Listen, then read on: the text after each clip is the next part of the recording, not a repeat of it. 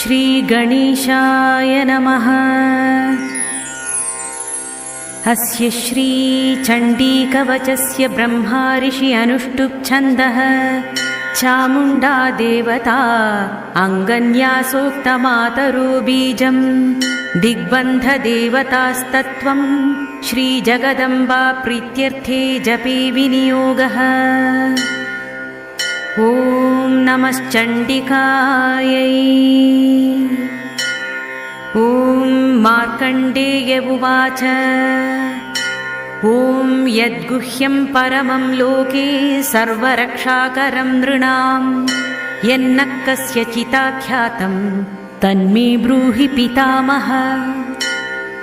ब्रह्मोवाच अस्ति गुह्यतमं विप्र सर्वभूतोपकारकं देव्यास्तु कवचं पुण्यं तच्छृण्वुष्व महामुने। प्रथमं शैलपुत्रीति द्वितीयं ब्रह्मचारिणी तृतीयं चन्द्रघण्टेति कूष्माण्डेति चतुर्थकम् पञ्चमं स्कन्दमातेति षष्ठं कात्यायनीति च सप्तमं कालरात्रिश्च महागौरीति चाष्टमम् नवमं सिद्धिदात्री च नवदुर्गा प्रकीर्तिताः। उक्तान्येतानि नामानि ब्रह्मणैव महात्मना। अग्निना दह्यमानस्तु शत्रुमध्ये गतो रणे विषमे दुर्गे चैव भयार्ता शरणं गताः। न तेषां जायते किञ्चिदशुभं रणसङ्कटे नापदं तस्य पश्यामि शोकदुःखभयं न हि। यैस्तु भक्त्या स्मृता नूनं तेषां सिद्धिः प्रजायते। ये त्वां स्मरन्ति देवेशि रक्षसेता न संशयः।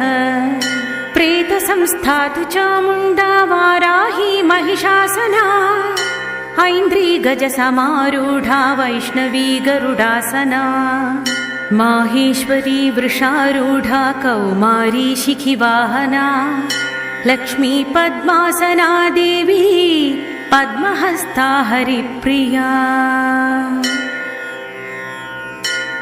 श्वेतरूपधरा देवी ईश्वरी वृषवाहना ब्राह्मी हंससमारूढा सर्वाभरणभूषिता इत्येता मातरः सर्वा सर्वयोगसमन्विता नानाभरणशोभाढ्या नानारत्नोपशोभिता।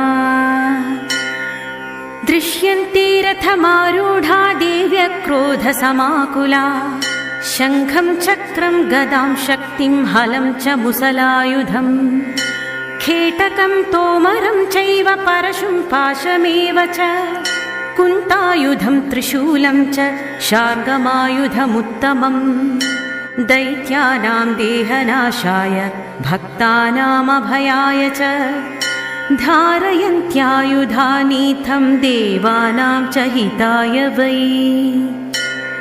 नमस्तेस्तु महारौद्रे महाघोरपराक्रमे महाबले महोत्साहे महाभयविनाशिनी। त्राहि मां देवी दुष्प्रेक्षे शत्रूणां भयवर्धिनी। प्राच्यां रक्षतु मामैन्द्री आग्नेयामग्निदेवता। दक्षिणेव तु वाराहि नैऋत्यां खड्गधारिणी प्रतीच्यां वारुणी रक्षेद्वायव्यां मृगवाहिनी।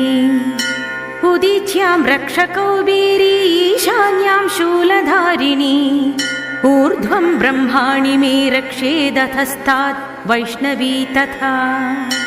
एवं दश दिशो रक्षे चामुण्डा शववाहना जया मे अग्रतस्थातु विजयास्थातु पृष्ठतः।